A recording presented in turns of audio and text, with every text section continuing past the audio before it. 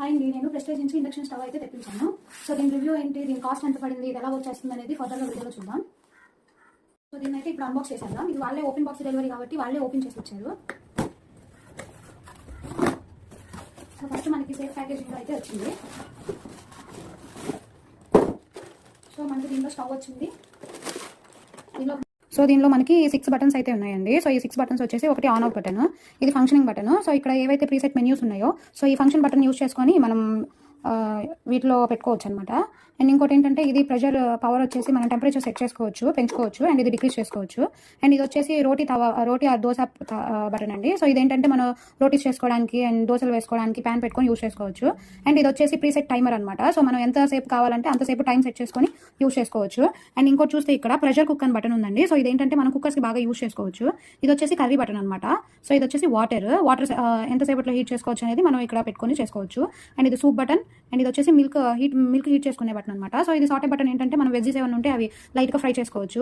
And keep warm button ఏంటంటే మనం ఇప్పుడు ఫుడ్ వండిన తర్వాత ఎంతసేపు అనేది వామ్గా ఉండాలో అది ఇక్కడ టెంపరేచర్ సెట్ చేసుకొని మనం యూస్ చేసుకోవచ్చు అనమాట. సో దీని ఏదైతే ఓవరాల్గా లుక్ అయితే ఇట్లా ఉందన్నమాట. సో ఇప్పుడు దీని పర్ఫార్మెన్స్ చెక్ చేద్దామండి. సో ఇవి ఏదైతే ఉందో ఇప్పుడు మనం స్టీల్ వెజల్స్ మాత్రమే యూస్ చేయాలి అండ్ ఇండక్షన్ బేస్డ్ వెజల్స్ మాత్రమే యూస్ చేయాలి. ఇన్ కేస్ మనం అల్యూమినియం వెజల్స్ కనుక ప్లేస్ చేసామంటే ఇది హీట్ అవ్వదండి. సో ఇక్కడ ఈవో ఎర్రర్ అని పడుతుంది కదా, సో ఈ ఎర్రర్ పడిపోతుంది అనమాట. సో ఇదేంటంటే ఇది ఏదైతే వెజల్ ఉందో దీనికి కంపాటబుల్ అవ్వదు అని దాని కోడ్ అనమాట. సో ఈ వెజల్ తీసేసి మనం స్టీల్ వెజల్ పెట్టేద్దాము. సో స్టీల్ వెజల్స్ కూడా ఏవైతే మనకి ఫ్లాట్ బేస్ ఉంటాయో అవే యూజ్ అవుతాయండి. సో దీనిలో ఇప్పుడు మనం ఇందాక చెప్పుకున్నట్టు మనం వాటర్ బాయిల్ చేస్తున్నాం కాబట్టి ఇక్కడ వాటర్ ఆప్షన్ ఉంది కదండి, ఇది సెలెక్ట్ చేస్తున్నాం. సో ఇక్కడ ఫంక్షన్ బటన్ ఉంది కదా, దీని మీద మనం క్లిక్ చేస్తుంటే వాటర్ మీదకి వచ్చి ఆగుతుంది. అండ్ ఇంకోటి ఏంటంటే ఇక్కడ మనం టైమర్ కూడా సెట్ చేసుకోవచ్చు. సో నాకు ఇప్పుడు 5 minutes సరిపోతుంది వాటర్ అనేది. సో నేను 5 minutes పెట్టుకున్నాను. సో ఆఫ్టర్ 5 minutes ఇది ఏమవుతుందంటే ఆటోమేటిక్గా షట్ ఆఫ్ అయిపోతుంది. సో మనకి ఏ ప్రాబ్లం ఉండదు. అండ్ ఇంకోటి ఏంటంటే ఇంట్లో కిడ్స్ ఉన్న వాళ్ళైతే ఈ సర్ఫేస్ మీద చేతులు పెట్టేస్తారు, సో కాలిపోతుందేమో అని చెప్పేసి భయపడాల్సిన పని లేదండి. సో ఇది ఏదైతే యూజ్ చేయడం కూడా ఈజీగానే ఉంటుంది. సో ఇప్పుడు నేను 5 minutes పెట్టానండి, బట్ అప్పుడే నాకు వాటర్ బాయిలింగ్ స్టేజ్కి వచ్చేసాయి. మీరు చెక్ చేయొచ్చు, హీట్ కూడా అయిపోయాయి. వితిన్ 1 minute హీట్ అయిపోతాయండి వాటర్ కూడా. చాలా బాగుందండి మనకి స్టవ్ వచ్చేసి. నేను వచ్చేసి 1600 వాట్స్ తీసుకున్నానండి. సో నాకు జస్ట్ ఓన్లీ వాటర్ హీట్ చేసుకోవడానికి మాత్రమే. అండ్ ఇంకోటి ఏంటంటే ఎప్పుడైనా గ్యాస్ అయిపోయినప్పుడు సో ఎమర్జెన్సీ పర్పస్లో యూస్ చేస్తుంది అని చెప్పేసి తీసుకున్నాను అనమాట. సో చూసారు కదా, వితిన్ 1 minute మనకు వాటర్ ఎలా బాయిల్కి వచ్చేసాయో. సో ఇప్పుడు మనం మిల్క్ కూడా బాయిల్ చేసి చూద్దాము. ఇప్పుడు నేను వీటిలో మిల్క్ వేసేస్తున్నాను.